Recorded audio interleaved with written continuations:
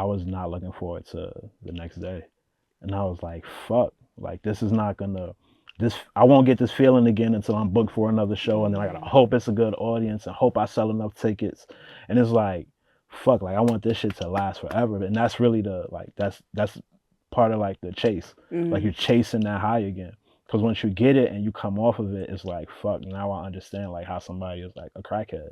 If you're into hip hop, you already know the Bronx is where it started. Come the mid-90s, Atlanta took the spotlight with artists like Outkast putting it on the map.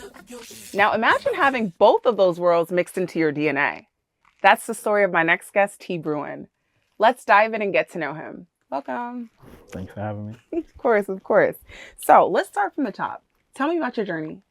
I guess I'll start with like my discovery of music. It just started from just being a kid and my mom being out working late, and like my sister, we would just watch like music videos at night, like all types of music. So I like, but when it came to hip hop, I probably didn't discover that like until middle school, when I just kind of dived in like my own thing. Just I was like the kid in school with the headphones that was like always listening to shit just in the back of the class. Okay. And where are you from? I'm from the Bronx, but I grew up in Decatur, Georgia, which is like 15 minutes outside of Atlanta. I moved out there when I was like in the 6th grade, and then I was out there all the way until I finished high school, and then I moved back to New York like soon after that. Okay, and obviously for those who've been to the South that are from the North, you can tell that it's definitely, you know, a different type of flow. Yeah. What was it like moving? Was it hard to adjust? Yeah, it was super hard to adjust. Just coming from like living in the Bronx, fast paced. My mother, she worked in Harlem. I had a lot of family in Harlem. My grandfather owned a store in Harlem. He's like one of the only black people who have like an actual like corner store bodega type.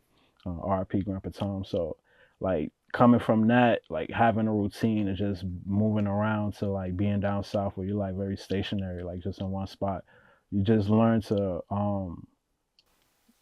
start enjoying the quiet.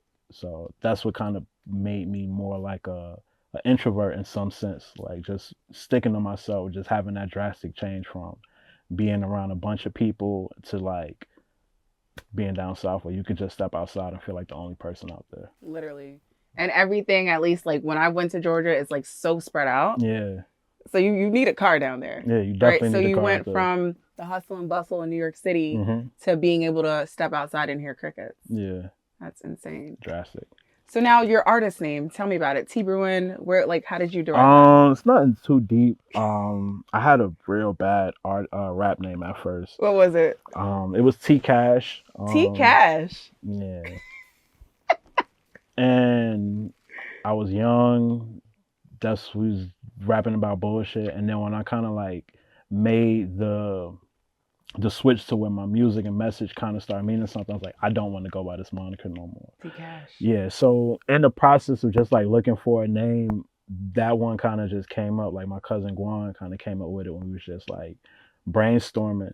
And it's just, Bruin is another word for bear. So it's just kind of like, he was just like, yo, give me that presence of like a bear, like stocky, like just fuck with it, this is wrong. Bruin. So yeah, so I kind of took it on, and then I like, because I feel like it's one of those things where it's not like a big story behind it or like a super deep meaning. I think the actual impact will be of like what I make of this name. So.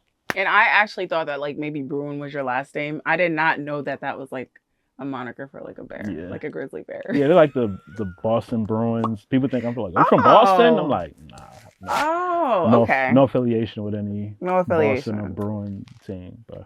Okay. So your sound, it's quite unique, and it's rooted in storytelling, soul, and nostalgia. When did you start rapping and realize this is the lane that I want to be in?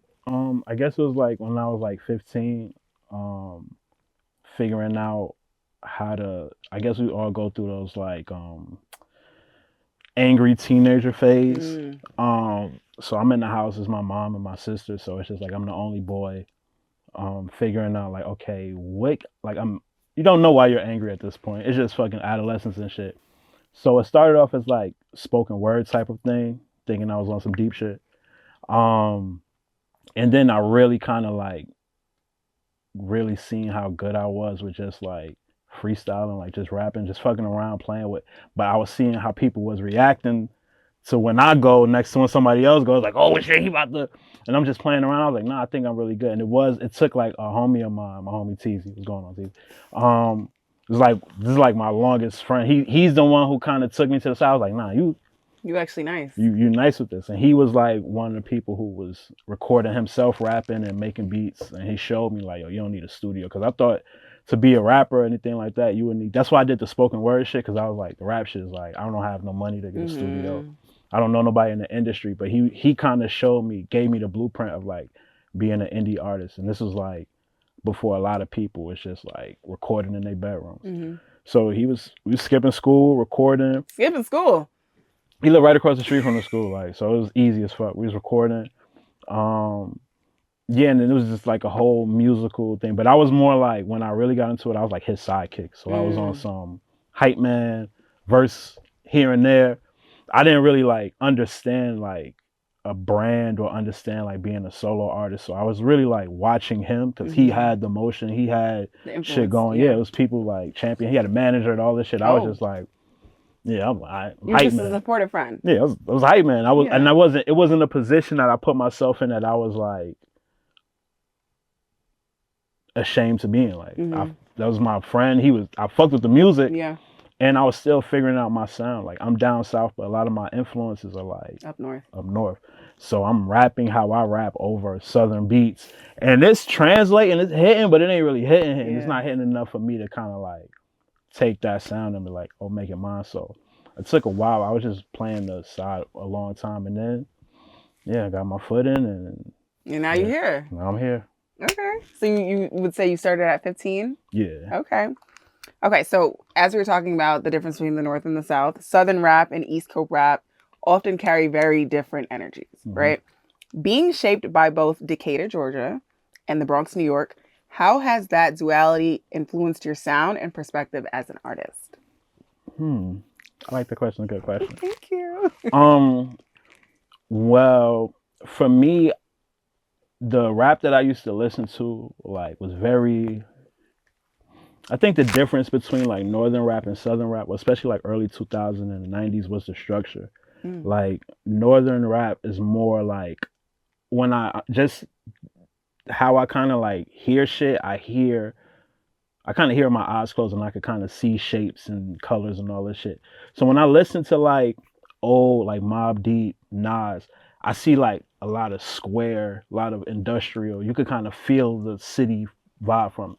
And then you listen to like southern rap and it's more like flowing. Like you listen to and it's like it's two different grooves. You don't understand. It's a different feeling. You don't kind of understand why you like one more than the other or why you might lean towards. But because I was like thrown into both, because my cousins are like heavy southern.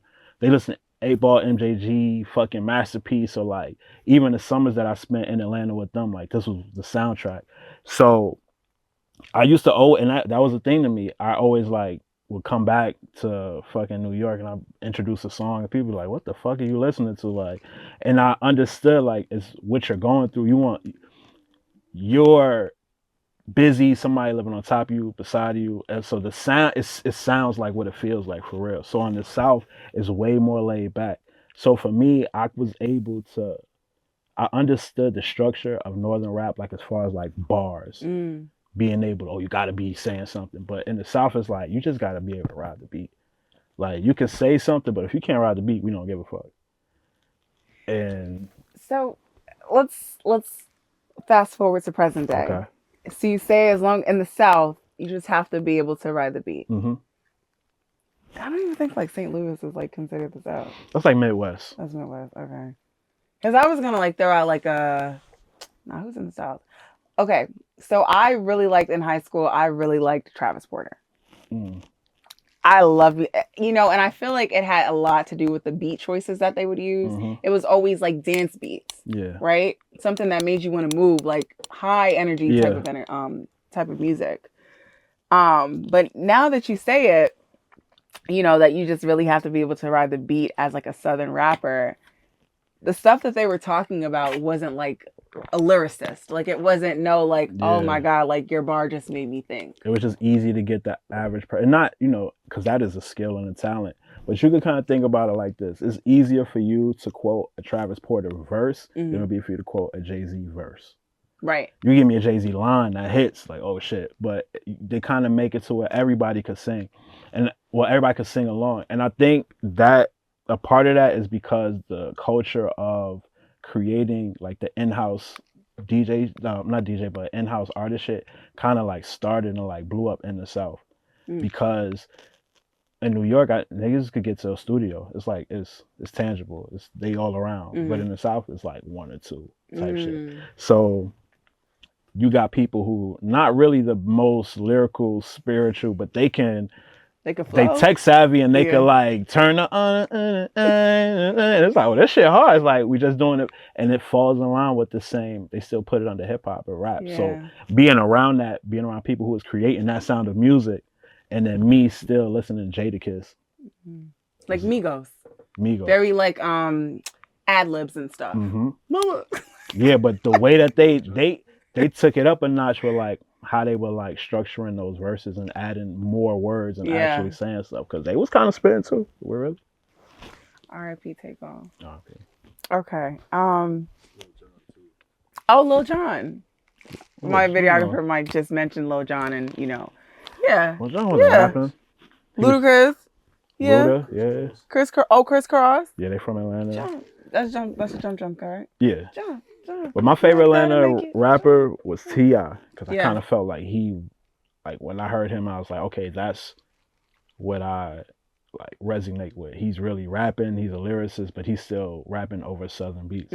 So me not knowing I was gonna move back to New York and have access to more like Northern sounding beats, I started like structuring my sound around him. T.I. Got you. Okay. So you just mentioned that. Would you say T.I. is your all-time favorite Southern rapper? No? Favorite Southern rapper? Yeah. Southern. Yeah, okay. Okay. All right. So let's generify? No. Let's make it generic. Okay. What would you say, or who would you say is your all-time favorite rapper? Someone who is, influences your music today. Jay-Z, definitely. Jay-Z. That's like my GOAT. That's Jay. But a close second is Lupe Fiasco, and then third would be Jadakiss. Okay. Yeah. Okay, so that's Brooklyn. Is Lupe from Chicago? So Brooklyn, Chicago, and Yonkers. Okay, period. And which one of those influences your music the most? That have to be Jay. Jay. Yeah. Okay. So, like I was saying before, there's a clear sense of purpose when it comes to your music. How do you choose which personal stories to share and which ones to keep private? Making you think? Close with the question. I guess it depends on the timing, because sometimes I'll write a song and I'll be going through whatever I'm going through in the moment, and I might not necessarily release it while I'm going through it. But I think it's always, I'm even trying to get better with that, because I have things that I've kind of like not spoken about, not rapped about, that I've been like, nah, I'll just keep that as being, but I don't want to leave anything unsaid. So why are you shelving your music? Not shelving my music, I'm shelving like my life stories. Why? Well, not anymore. I'm trying not to. It's some things is like out of respect for other people. Fair. A lot of it is out of respect for other people. But I kind of want to argue with that, counter that. It's your story to tell, So, but I get it. I don't think it's anything more than that, and just that, and then because it's not only it may not be somebody you've been intimate with, it may be a family member. Okay. So, because I feel like my family story is my story, so it's like, but it's certain stories they probably like. Don't say that. Yeah, but okay. I think that I think as I'm getting older and I'm becoming a more of a head of like my family, I feel like it's my responsibility to tell those stories. So because you also don't know who you might be helping. Exactly. Right. So when it comes to your typical starting point when it comes to writing, is it a feeling, a concept, or a line that you've heard? Like, how do you get started? it's weird because sometimes it's like it changes, right? I say it's like two feelings. One is the purpose I gotta write. Like my mind is always it's like I'm the type of person I probably write 4 to 5 days a week. Oh, Yeah, I write every day. It's okay. kind of like when if I'm riding a train, I put my phone. I might just write a line. I Yeah. might just whatever. Sometimes it's not necessarily for anything, but sometimes I just get an idea. I was like, a song about this would be crazy. A line like this would be fire. Oh, I got to finish working on this song. I got to go back and tweak this song I wrote like a year ago that I never actually put out. Um, I think it's just for me like a need to write. Like I have to create. Like if I paint it, I probably would have like my studio would be crazy. It would just be half finished paintings and shit all over the place because I would do that shit every Have day. finished painting. Yeah, I probably have over 1,000 notes in my phone That are just unfinished. You gotta go back and finish that stuff. Yeah, a lot of that. That's how I get my songs going. Yeah. So it's like for me. So even that's why it's easy for me to when it's time to write a song. It's like it's kind of easy. If especially if somebody's like paying for me to write for them. Mm-hmm. So I could just pull from this situation. I could pull from this line that I wrote, and then we go from there. You have a whole index. Yeah. A whole index. Okay. Do you ever find yourself challenging yourself when it comes to staying sharp? Do you experiment with constraints and randomness? Yeah. Yeah. So like I said, sometimes I take like real life scenarios and I put it into whatever. Mm-hmm. So I got a song called Smoker's Remorse, and I rap about a situation that really happened when I used to be into the distribution of the cannabis industry. Okay. And it was random because it came when I was just writing. Sometimes, especially when it gets to storytelling, sometimes it becomes a little difficult to kind of put it together in a rhyming sense. But when I was just like talking the scenario out to myself in my head, the shit was like rhyming in real time, and it was like. It makes sense. So what I said, I used to sell to a sister. Hold on, I used to sell to a sister before she left the state. If she cooking and I pull up, I always got me a plate. Thick thing, always trying to get a favor from me. It's strictly business though, guessing that's the play in me. And it's just like something small like that, but it was like a real scenario. Yeah. So yeah, I don't know. I guess that's the best way I The can answer food that was question. Sometimes it was hitting, but she got kids and shit. Sometimes it might be like some little piece of chicken or something real quick. Here go your little 7. Okay. So now let's talk about your EP, Highs Never Last. Mm-hmm. It's both raw and reflective. Talk to me about your mindset when you created that. It was coming off a real feeling. That was something, a quote I guess I was using, to describe how I was feeling, because my life is a never-ending.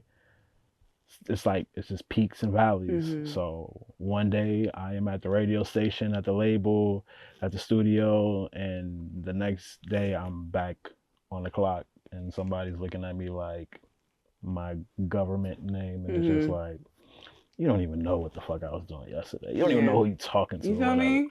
And it was just, for a minute, that was hard for me to accept. I remember I had it was a show, and I killed this shit. And then people was like, oh, of course. I'm like, real shit. Yeah. My band is like, yo, we just went. He was in the zone. And I fucking like got to myself, got alone, and I like just broke down. Like just had like a very like moment, because I was not looking forward to the next day. And I was like, fuck, like this is not gonna, I won't get this feeling again until I'm booked for another show, and then I gotta hope it's a good audience and hope I sell enough tickets. And it's like, fuck, like I want this shit to last forever. And that's really the like that's part of like the chase. Like you're chasing that high again. Because once you get it and you come off of it, it's like, fuck, now I understand like how somebody is like a crackhead. You're chasing that high again. That's interesting, right? Because like you said, with disclaimer, we've never done crack. Okay? No, I've never done crack. Don't do crack. But you know, with crack, like you said, like it is like a high, and it's, I think it's like the first time that you use it, like that's like the best time ever, and you're consistently chasing that feeling, and you'll never feel that high ever again. But I wanna touch on, you know, you mentioning that, you know, after you did that show, you felt so emotional that you broke down because you're wondering when you would, you know, you won't feel that feeling again until you get booked, right? a lot of people don't make it in the rap industry, right? God forbid, not saying that that's going to be the case, because he's really good. He's really good. But, God forbid okay. it doesn't work out. Then what?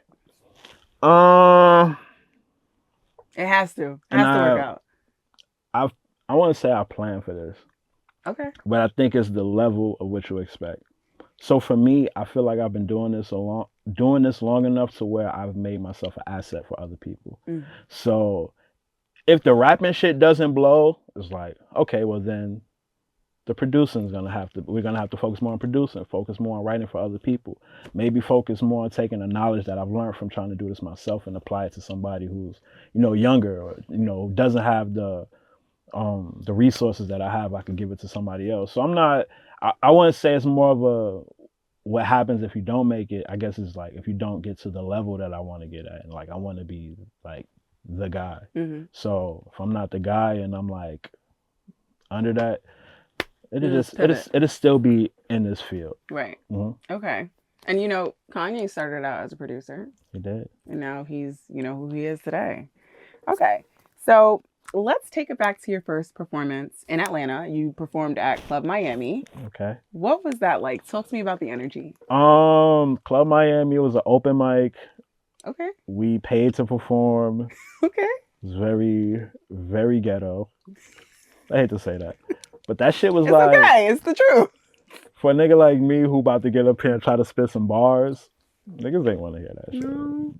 They wanted to hear the twerk music. Niggas wanted you to, and then niggas was coming there with they like people already like t-shirts. Oh, we about to shut this shit down. I'm just me, my mans, and his manager. We trying to figure this shit out. But his performance went dope. Like, you feel me? Like, I'm hype man, but when I did my song, it was kind of like they were just listening. Yeah, it was cool. But you have that type of mellow vibe. Yeah, it's yeah. It ain't really for a place called Club Miami. Yeah. Like I would if anything, like I feel like hearing your music, like you're mellow. Like if anything, you got like a spliff. You vibing. I don't even think we could have smoked there. That yeah. So now, let's fast forward to New York. Mm-hmm. You performed at Red Door? Yeah, the Red Door. Yeah. It was a spot. It's not a spot no more, but it's a spot back in the day. That was a different story. Okay. Yeah, we turned that shit up. What was talk to me about the contrast? It was the gap is crazy in between these two shows. So with the Atlanta performance, this one I didn't have a project out. Okay. Like I didn't have a crew. I was really more so a hype man. So only had one song really. I didn't have any type of following. When the New York shit, we had been making traction. We had done some shit with like Karma Loop. And the people that was around me, they was popular as shit. So it was like when we threw that shit, we packed out the venue ourselves. And it was just a different vibe. It was like people were there to see me. So it was like night and day. Yeah, very much so. And what would you say was like the years between those? Because you grow. It probably was like a 6 to 7 year gap. Okay. Yeah, it was a stupid big gap. Okay. Well, there's a lot that can change in 7 years. That's a fact. Okay. All right. So you preferred the New York City, I'm sure. Okay. So your name has appeared in outlets like Hypebeast since 2013 and Complex in 2015. Talk to me about the moment of recognition. Like, what was it like when you first seen that headline with T. Bruin? It should be cool. Yeah? It should be cool. I guess it's like, because you come up, you see your favorite artists on these platforms, and it's like, you don't think that you can get it without having a label behind you, but it really, for me, even just getting like recognition early, for me, it was like, all right, I'm good enough, like, because I don't have these things. I'm going against people who have whole machines behind them, and it's just me and the homies. So it's like, and I'm right next to them on these same blogs and posts. So it was like, yeah, it felt good. I felt like, I was in the run-ins with the heavy hitters. So you was that guy. I was modest. And how did that come about? Just being outside, just like really foot to pavement type shit. Like I really couldn't. There's no real story. One of the homies, shouts out to Davis, he used to work at Hypebeast. But I can't even tell you how I met him. Honestly, it was really just on some niggas was just outside at every event. Mm-hmm. Anytime it was like something to perform, we was performing there. Fashion Week, we was going there doing shit. So it was like, who knows where it came from? Yeah. But yeah, we just outside making noise, trying to make a Yeah, wave. man, Hypebeast. Y'all, if you search his name on Google, T Bruin, you're gonna see them articles. And it's not even just one, it's a couple of them. Come on, man. Okay, so you've clearly been in the game for a minute. Yeah. At least over 10 years. Yeah. How do you feel when you sit back and listen to your old music? Depends on how far I go back. Cause I hear myself figuring it out. I hear the mistakes I was making. Mm. I heard myself being too confident at times. Just doing too much. And I was like, damn. What did that look like? It sounded like I was damn near screaming. Like it was just like louder. Screaming on the track. I was like trying to like force the lines. I felt it just hearing it is like almost cringy because I go back to that space because I was like, you got to hear me. And the you got to hear me would come off as like me being louder than I needed to be. So it helped me develop like my sound because my rapping voice isn't like necessarily my speaking voice. It is a higher pitch. But it used to be way worse than that. So, but I hear the hunger, and I hear that guy who was like trying to figure out, should he be a killer? Should he be a hustler? Should he be, trying to find yourself and just, because the thing with hip hop is they don't give you many options of what you can be. So I think the biggest thing for me, growth wise, being in the industry as long as I've been, is like, okay, I figured out my sound is like a different sound because it doesn't necessarily resonate with any of these, but there is a space to just be a regular guy, like who was around and seen all the shit that was going on, but not necessarily partook in all of this stuff. So that was like, it took a while for me to figure that out, and that's where I'm at now, and I kind of feel like that's what's gonna put me over the edge. Because you don't sound like anybody else. Not really. Not like that I know. I don't think you sound like anybody else. I feel like you have your own sound, which is important because the industry, especially like when something works, I feel like people want to jump on that bandwagon because it's working for someone else. They'll assume it's going to work for them too. And that's not always the case, right? So with drill rap, like once that became popular, I felt like a lot of people started doing it. And that may not have like worked for them. Yeah. But they're just like, hey, let me try it. Let me try it's sound. Popular. With your old music and where you were back then, you worked with a band. Yeah. Did you envision that back then that you would be working with a band? Has that always been a thing for you? Yeah. So, funny enough, I wanted to be a rock star before I wanted to be, not necessarily like, I wanted to be like an alternative band type shit. Like I used to sing back in. Yeah. Yeah, my mom had me like in glee club and choir and all that shit when I was younger. Like, so you could hold a note. I don't know. Yeah, a little bit. Try not to. Okay. But that's alternative though? Yeah, I used to listen to a lot of like Green Day, like fucking, what else I used to listen to? Linkin Park and shit. Okay. So like that's what I wanted to do. Like if you would have asked 10-year-old Bruin, like I would have been like, yeah, I'll be a fucking rock star. So when the rap shit started like becoming a thing, I was like, yo, to do this with a band would be like different. Dope. Yeah, it would be dope. So I didn't necessarily like just go out and like, I'm not doing it until I have a band. It didn't happen like that. It happened from me working with another artist. I was his producer, and he got placed with a band from somebody who I knew in the circle who just knew somebody in the whole fucking band. So I'm like, whoa, that's crazy. Yeah. So just getting cool with the person who ended up being my drummer, my homie Wyatt. Like, shout out Wyatt. Shout out Wyatt. It's like my best friend now. So like, me and him is getting cool. So I'm like, yo, I tell him like, yo, I want to do this band shit. He like, bet, I'm in. I fuck with the music. So he reached out to his man's Nate. Shout out to Nate, who plays guitar. We reached out to the other homie Stegro, who plays bass, and my homie Eddie, who plays keys. And they all have different relationships, just playing together, Wyatt, my homie Eddie, they went to high school together and shit. So it was like we had a meeting one day and I pitched to them like, yo, I'm trying to do this. They all fuck with the music, and it's been like almost 10 years now. Oh, it's 10 years that you've been playing with the band. Yeah, almost. I think it's about 8 to 9 around there, yeah. So would you say that you prefer that type of route than the regular? Live performance, yeah. I like performing with the DJ too, but yeah, live, nothing beats having a band. Yeah. But I still get production from producers. I still rap over regular beats and shit, but my band, when it's time to perform, like, I'd rather perform with them. That is so dope. Thank you. That's so different. Like, what rapper do you know, like, performs with a band? And I got it from, funny enough, I got the idea from Gym Class Heroes. Travis McCoy. Yeah, so where are they? He's still doing shit. I don't think they do stuff as a band together anymore, but like when I seen them live and I was like, yo, this shit is cool as fuck. Like it worked. Yeah. And then the Roots, obviously. But like those are my influence when it comes to that aspect of the music. But when I think band, like I'm thinking like like hardcore, like drumming. That's rock though. But you gotta come to a T Bruin show. I guess I'm going to a T Bruin show. Yeah. What's one lyric that you've written that still hits you to this day? It's actually a fucking whole song. Oh, let me get a verse. No, I can't do the whole verse.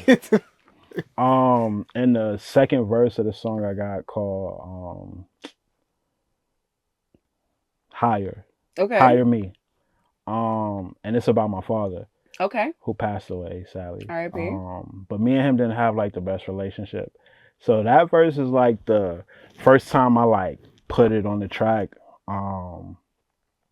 And I had the conversation with him and to myself, like I was having a conversation with him on the song.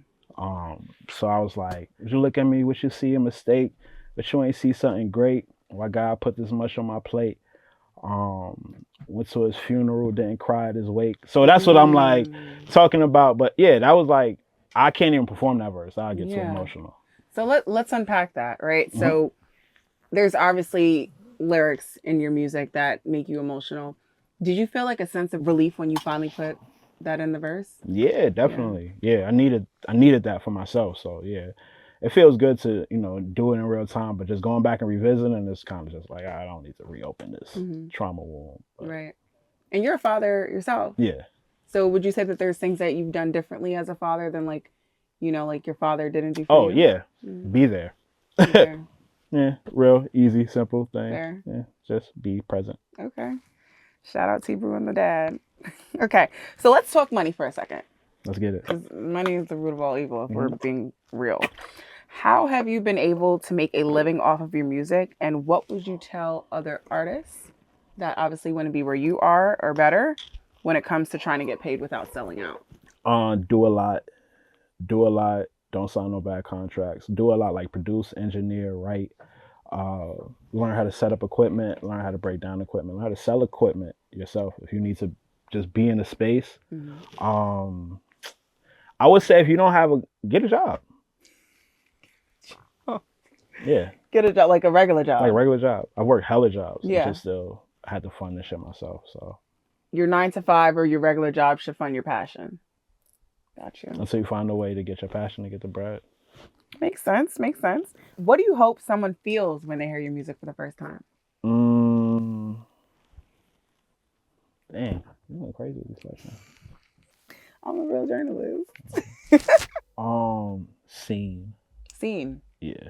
Why seen? I think there's people out here when they listen to music, they don't feel seen. And I felt like that for a while when I was listening to certain types of music. I was just not feeling like these niggas talking like they got it. I don't got it like that. Like I wasn't really relating. So for me, I try to like stay in a pocket of not really being too ballerific, because that's not how my real life is. Like I strive for it to be, looked at and have, finer, nicer things, but like in the present sense, I live a pretty normal life. And I feel like, a lot of people like artists like Sexy Red and like Cardi B when she was first coming up, because at least for Cardi B, she showed her authentic self, right? So from the strip club to where she is now, she put that all out in the public, right? So I feel like a lot of people related to her because maybe a lot of people were like, in similar predicaments. Mm-hmm. So I think it's really dope that, you do that, for the regular people, the cool people. Yeah. So when you do reach that stature where you're no longer a regular person, are you going to change the way that you rap? Definitely. It's not gonna be. It'll be to show how I get here, how I'm dealing with whatever I'm dealing with. Because at the end of the day, I still want to remain a pretty grounded and down to earth person. So I know when you get into a certain level of like popularity, it's kind of hard to maintain. I'm kind of going through that like now, just with accepting that certain people are gonna have a idea of me or what I should be doing for them that I don't see. So it's like some people are gonna think that I should say yes when I really should say no, and that's gonna make them be like, "This nigga changed. He started doing this shit, nigga." But it's like, nah, brother. I probably would have said no if this shit in my life wasn't happening. But I think people equate, when your success is going a certain type of way, when you can't do for them, they think it's because you are feeling yourself too much, and you might feel yourself, but I don't. For me, it hasn't. I don't feel myself enough to like sabotage my success. So. And even if you do change, so what? You're supposed to change. You're not supposed to be the same person every single year. That's a fact. So if you're the same person every single year, you might want to reevaluate things in your life. It's your broke ass. Okay. When it comes to platforms, are there any that you're hoping to raise?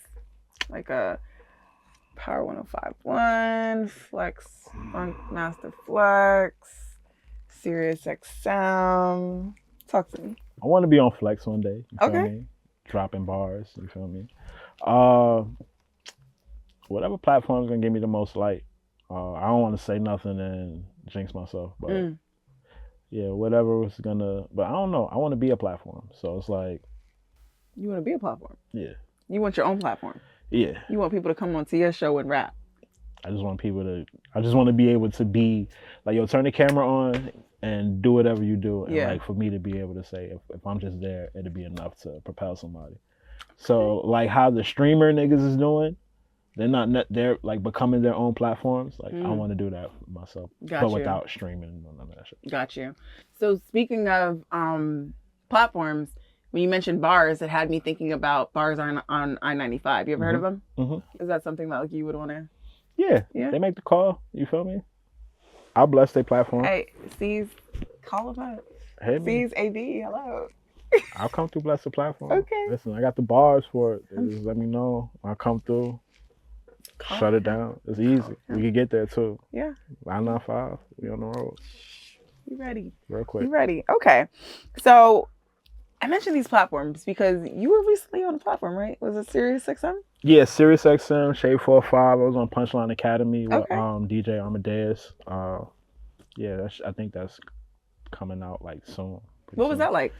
It was dope. Yeah, I was really nervous. Really? Yeah, it was one of the few times where I've like gotten nervous in this game.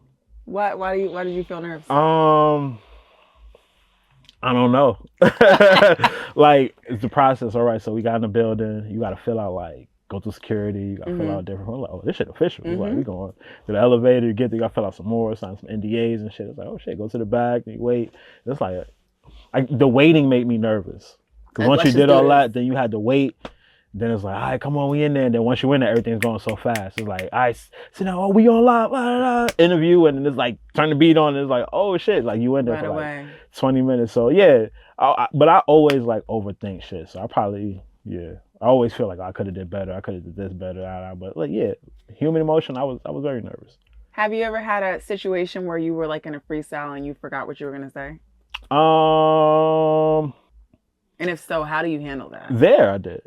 Yeah. I didn't forget it, but the verse was so new, I didn't necessarily like execute it like how I could freestyle, and I think I'll catch me fucking up before the person watching catch me fucking up. Oh, okay. And then you fix it, so they won't even know that you messed up. Nah, when I'm performing live, sometimes I fuck up a verse and I just throw a word and just keep going. People are like, oh, I didn't even peep. Yeah. So that's how it's supposed to be.